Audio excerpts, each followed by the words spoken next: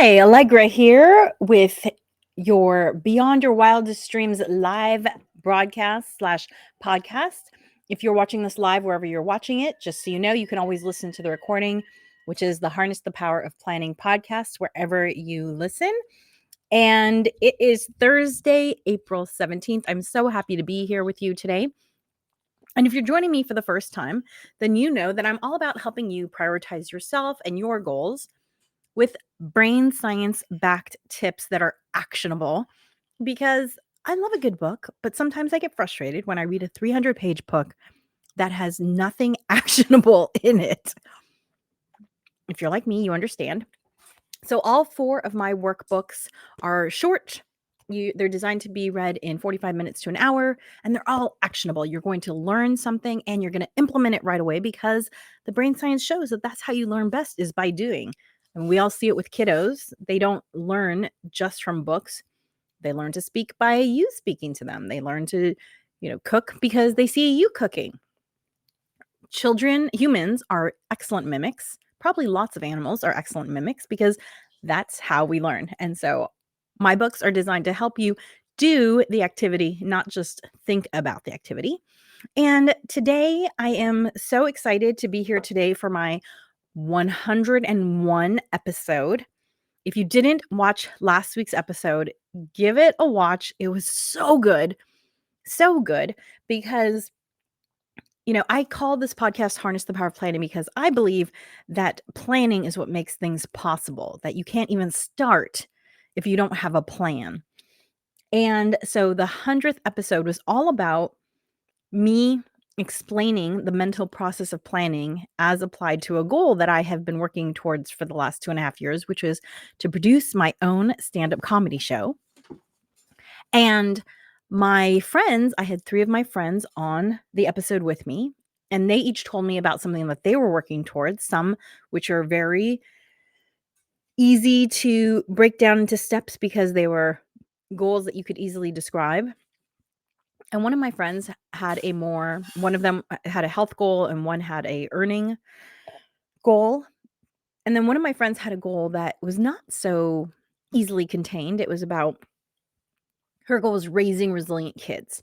And so we talked about that, how you would break down a goal that is a little more ephemeral, such as a goal like that. So check out episode 100 wherever you listen, or you can also find it on my website. If you go to bywdreams.com and then wait for it to load and then just add a slash and the number 100, you will get episode 100. It was so much fun. It was so great. And I think it was so instructive. So today's 101 episode, I'm going to talk about self-care through camping. I love to camp because I find that 2 or 3 days camping feels like a 2-week vacation anywhere else. And I'm going to talk about why I think that is in a moment. But first, as for those of you who join me regularly, you know that I've been pulling a quote from this deck of quotes that I have here and talking about it. So let's see what today's quote is. Whatever you're ready for is ready for you. Mark Victor Hansen. That's the Chicken Soup for the Soul author. Whatever you're ready for is ready for you. Oh, God, I love that quote. Sometimes the thing you're waiting for can be sitting right in front of you, and you just don't even notice it until you're ready and you look at it from a slightly different angle. For instance, so you saw that I have these 4 short books, and these are all based on workshops and trainings that I do in people's businesses, actually. So if you ever want me to come and do my productivity workshop 3, 2, 1 done, I can do that for you. So they're all really easy to tackle topics in a short book. However, I also have a 6-session course called Harness the Power of Planning. same name as this podcast. That is not an accident. And that course is much more all encompassing when it comes to planning your life. It's all about, we call it life design, right? So, in order to have the life you want, you first have to plan for it. But we get that life, and by we, I'm encapsulating my frequent collaborator, Natascha, who is the co author on these books. My friend Natascha and I, we know that these sometimes you need to have a little bit of time before you can think about your life design. That's why we wrote 3, 2, 1 done, because our students were saying, God, I loved your idea about coming up with my values, but I feel like I just don't even have the brain power to think about that. What can I do to make space to do that higher level thinking? And that's when we came out with this book. And it's true. Actually, studies have shown that if you're caught in the day-to-day thinking, if you're constantly just your face is in your to-do list, you don't have the capacity to do the higher level, more creative thinking that's required for something like life design. And then the other thing too is people were saying to us, oh my gosh, spending time thinking about just what I need. Like, I don't even have time to brush my teeth or take my supplements. And that's when we wrote our Rock Your Morning book, which is all about getting your self-care in first thing in the morning, again, to free up your brain so that you have the capacity to do the more creative, longer term thinking that is required for life design. So for a long time, I've thought about doing Harness the Power of Planning as a book. And so this comes back to the quote from Mark Victor Hansen: whenever you're ready, whatever you're ready for is ready for you.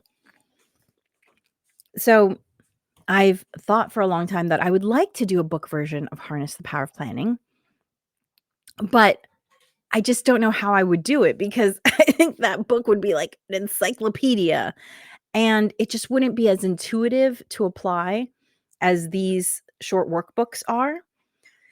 And then I read a book that has that is kind of like Harness the Power of Planning in terms of themes, but it's told in a story format. So these books are kind of typical, DIY how-to books. They're very straightforward. Like, do this thing and you will get this result. Life design is not so neat.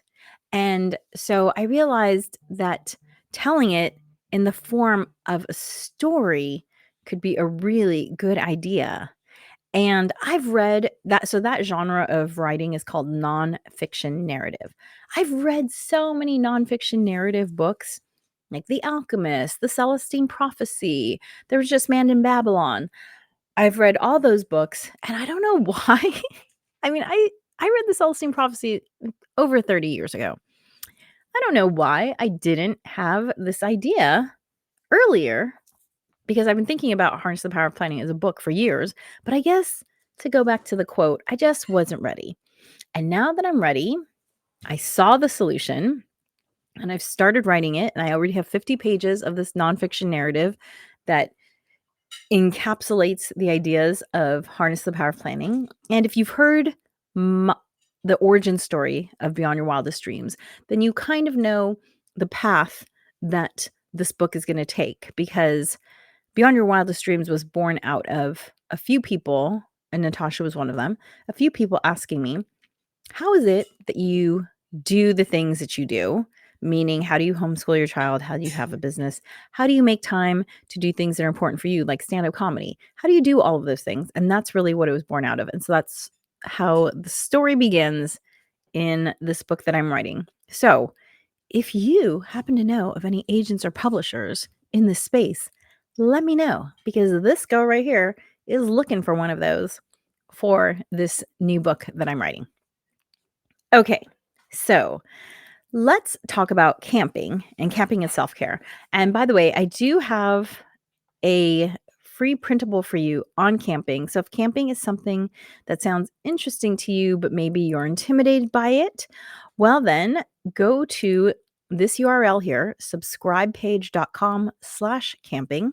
That's SCRIBEPAGE.com/camping, subscribepage.com/camping. And you can sign up there for our top 10 list of tips for camping, as well as health reasons why you might want to consider camping, and also packing lists for camping. Now, I just want to give you a little bit of caveat, which is the packing lists are all about what is known as quote unquote car camping.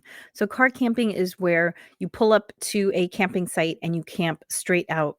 You set up a tent, but you don't have to hike in or hike out. So that's backpack camping. So this is car camping. So I just want to give you that caveat. If you're looking for a packing list for backpack camping, that is not this list. But when you go to this site, subscribepage.com/camping, you'll see that we mentioned 3 health benefits of camping. 1, it improves mood. Nature provides a break from digital overstimulation. 2, improves sleep. Exposure to sunlight and removal of artificial light resets your body clock, which improves sleep. And 3, breathe easier. Air pollution triggers asthma, and indoor air pollution can even have higher levels of pollution than quote unquote fresh city air. Yes, it's true. Especially like office buildings without operable windows, the air in there can be less clean than the air outside. So anyway, camping is wonderful, and I did not grow up camping. So if you're like, I didn't grow up camping, I can't do it. Let me just tell you, you can do it, because the first time I ever went camping was in college. I was introduced to camping by friends in college, and we always did car camping. We never did backpack camping. And literally from the first time I did it, I just found it to be incredibly relaxing. Now, I've mentioned this before. I studied anthropology in undergrad, and one of the classes that I took was about the psychology of our environments and how humans evolved to just like certain things. So, for instance, some of these will probably seem obvious. Anthropologists hypothesize that we like views because a view gives you a sense of safety. It means you can scan a big area and you can see all the potential dangers that might make you anxious. And that is why views are so relaxing, because when you are able to scan the horizon and not see anything that is dangerous to you, your anxiety is lower. Anthropologists also hypothesize that that's also part of why humans just love water features. We love fountains, we love a pond, we love a babbling brook, because for one thing, that is again a sense of safety, because it's a barrier between you and anything that's approaching, like a moat, if you will. However, it also provides water, which is something that humans need. And so any anxiety about where you're going to get your next drink of water is done. And it also provides you with food a lot of times, if there's, fish in there or water plants that you can eat. So it's a source of comfort in many ways for humans.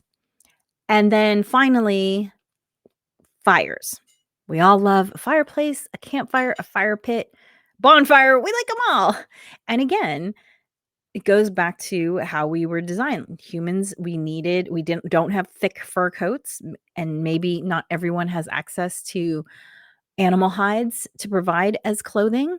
And so fire is a way to stay warm. It's also a way to cook food to make it easier to digest, or to even make things edible that might not have been edible normally.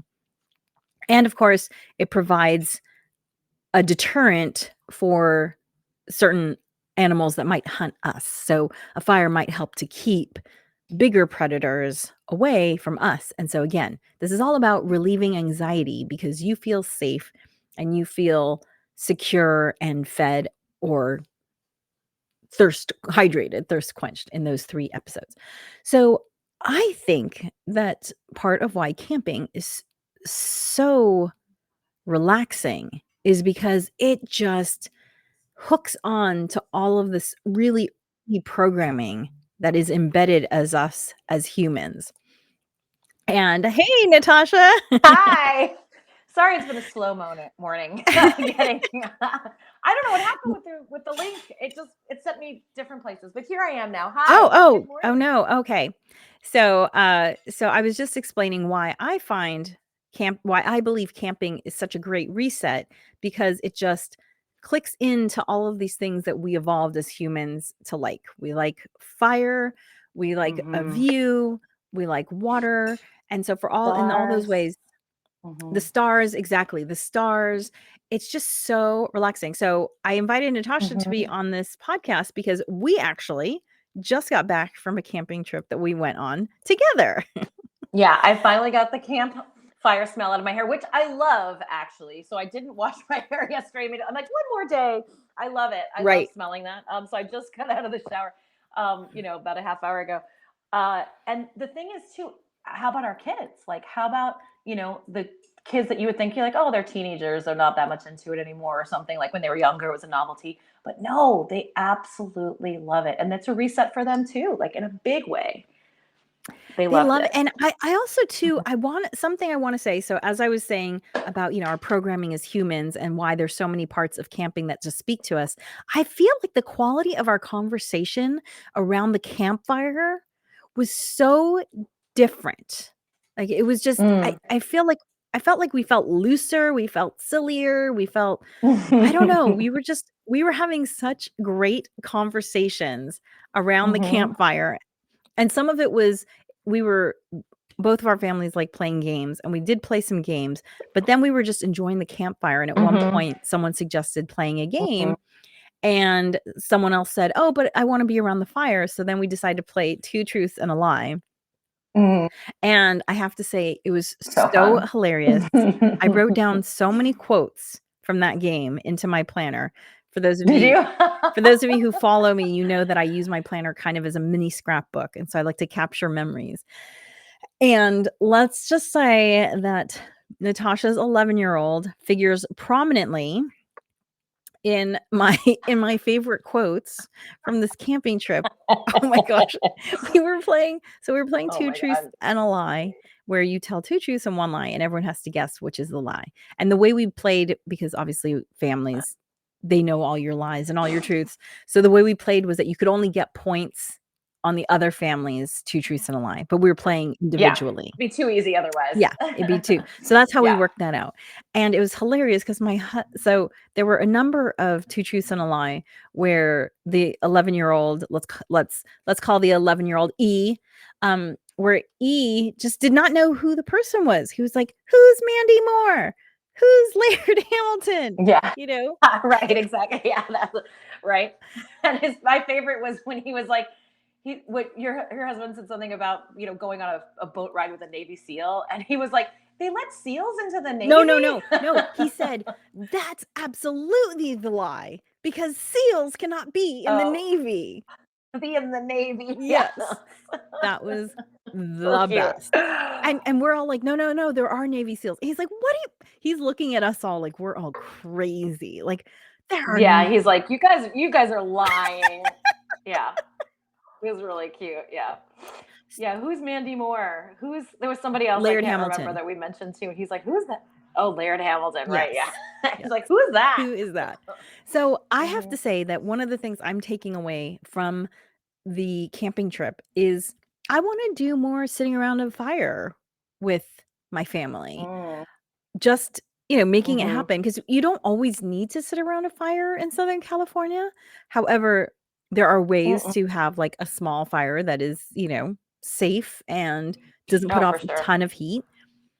So, that's something that I've decided that I wanna bring back, because I just was really enjoying the hanging out around a fire. I felt like it was different in some way. Mhm. That was one of Yeah, the because the conversation, like you said, Yes. is different, but also it invites those quiet moments too, because it's not an awkward silence, right? You're all just mesmerized by the flickering flames or the glow of the coals, and it's just like a collective moment. So there's silence inside of it too that doesn't feel like, oh, somebody should say something, right? Right. So I love it too, and it is mesmerizing, where like the ebb and flow of the conversation feels really natural, and those silent moments are actually quite nice and profound even Y sometimes. yes. And You learn things. I mean, Natasha and I have known each other for over a decade now, and I think we still learned things on this trip that we didn't know about each other. So, partially because you truth and lie, and partially just because of, you just have these long periods of time to just talk. Right. There's just things to learn. And one thing that was not new that I already knew is that we both love to put on some some spa masks and relax. And that Yes. was genius that you brought those along. Yeah, so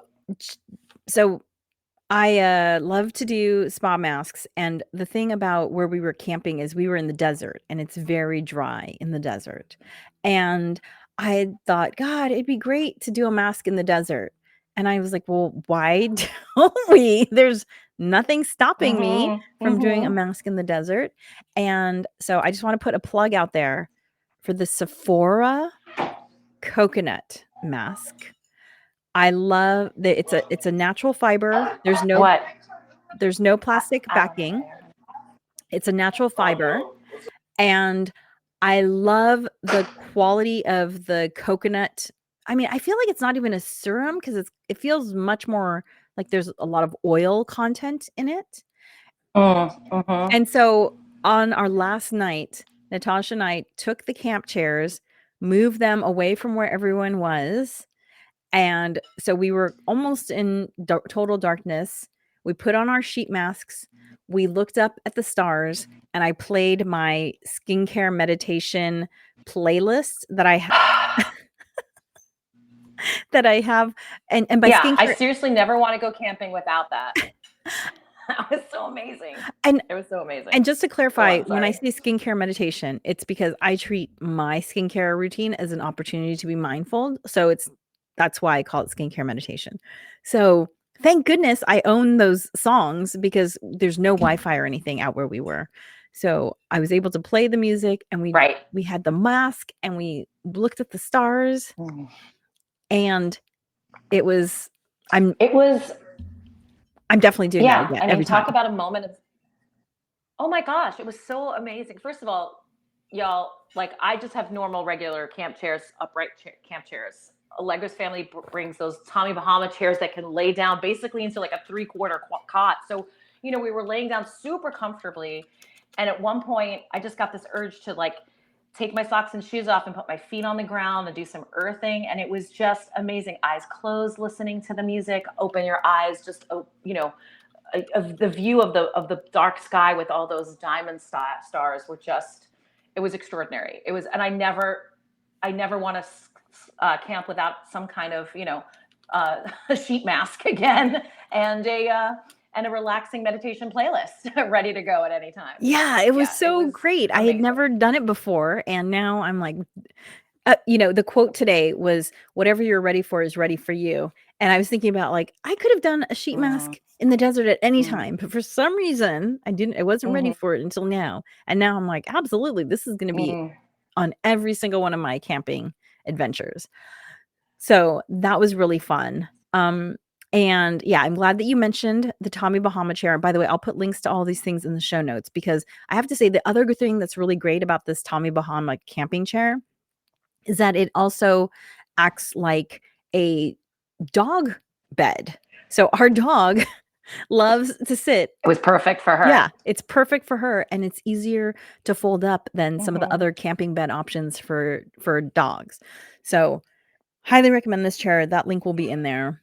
And then the other great thing that was about camping with a friend is that you know that if you forgot something, they have it, and if they forgot something, you have it, which Hmm. happened numerous times.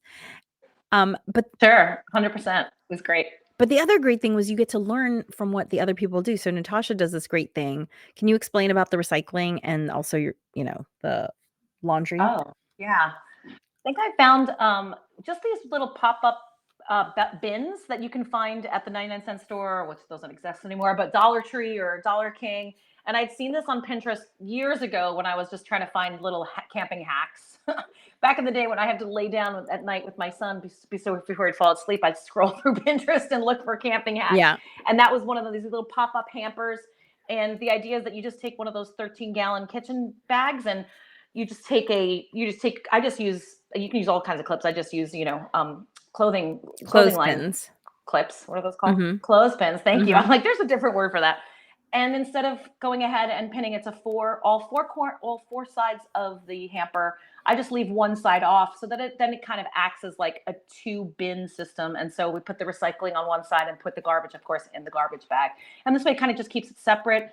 Just so happened that at Joshua Tree, they do have recycling available to you. So we went ahead and used that and got rid of it before we left the park. But we're kind of, we'll take the recycling home with us and recycle it at home if they don't have it at the sites themselves. Mhm.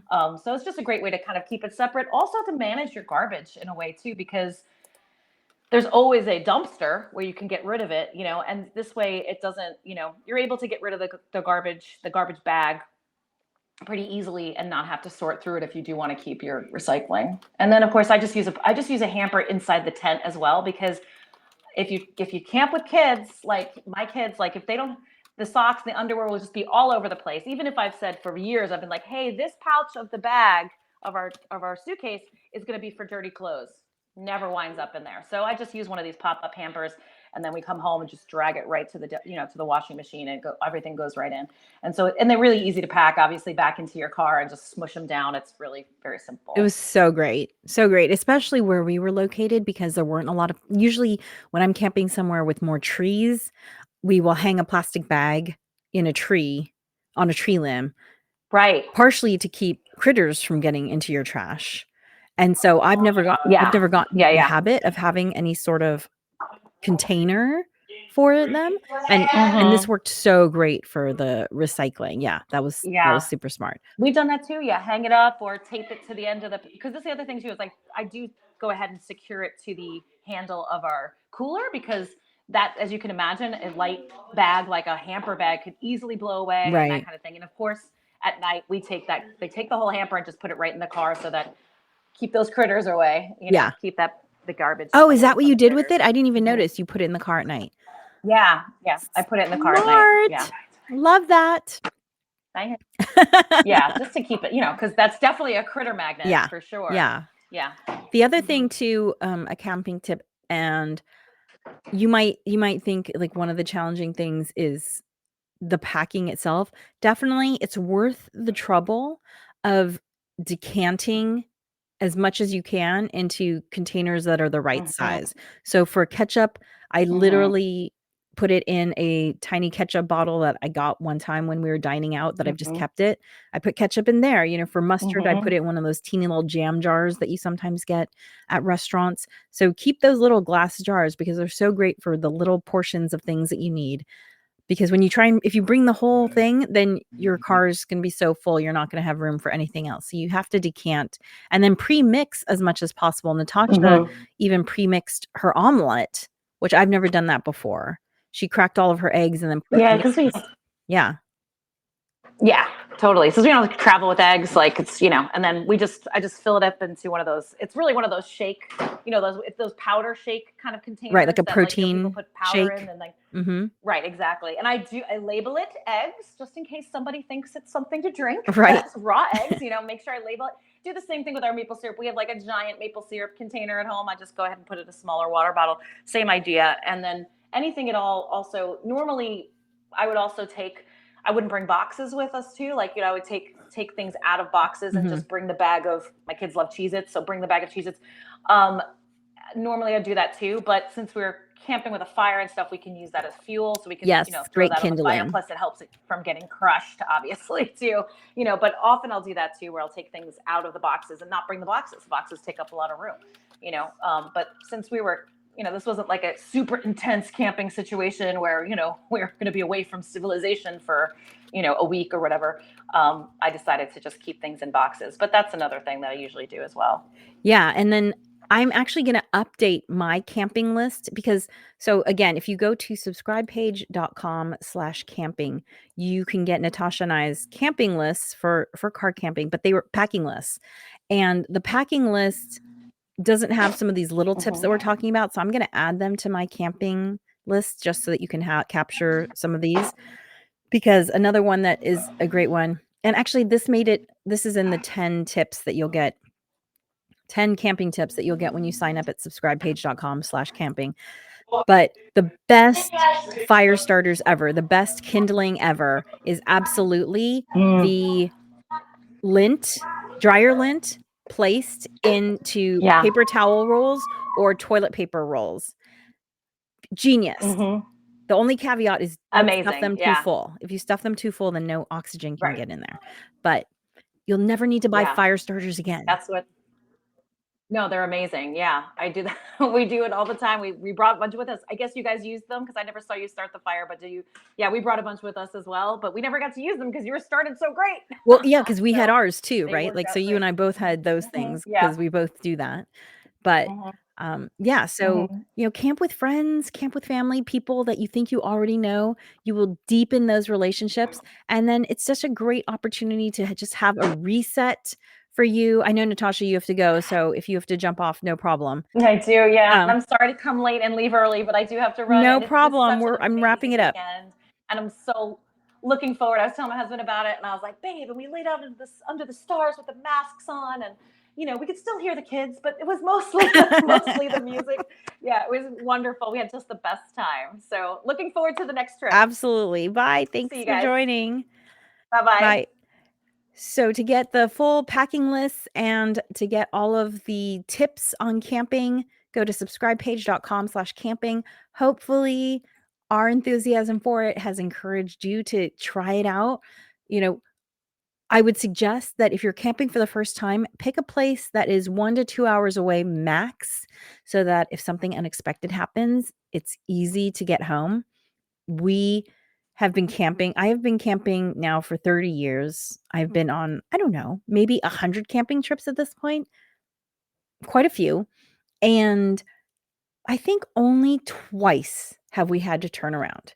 But we have had to do it twice, and we were grateful both times that we were kind of in that 1 to 2 hour range. We have camped further away. My husband and I actually did our first backpack camping trip last year, which was super fun, and it was much further away than 1 to 2 hours. And fortunately, we were going with people who had camped many, many times before. So we kind of trusted that anything unexpected they'd help us deal with. So that was good. But yeah, give it a try. It is so relaxing. Take some card games, maybe bring a board game if you want to. I always bring a little something to draw with because I like to draw when I'm out there. Maybe bring a book and just relax and enjoy the opportunity to not, I don't want to say do nothing because it's not that you're not doing nothing, but you're just recentering, reconnecting, remembering what's important, the people that you enjoy, being outside, getting in some movement, and allowing your body to get back onto the natural circadian rhythms of sunrise and sunset. So I encourage you to check it out. And as you know, planning makes everything easier. So go to subscribepage.com/camping and get our downloadable packing list there. And you will be halfway towards being ready for that camping trip. Thank you so much for joining me. Be sure to rate and follow my podcast wherever you might listen. I appreciate that. It's an easy way for you to show your support for the show. If the content here has been useful or interesting in any way, I appreciate a star rating and a follow. And if you're interested in taking your planning journey to the next level, we do have limited spaces available for our online on-demand course, the Harness the Power of Planning course at tinyurl.com/HPOP on demand. That's HPOP, like Harness the Power of Planning on demand. And you can take the course at your own pace, but there are limited spots available. So I think there's only like 20 spots available. So check it out and you can take your planning to the next level. Thank you so much for joining me. I will see you next Thursday.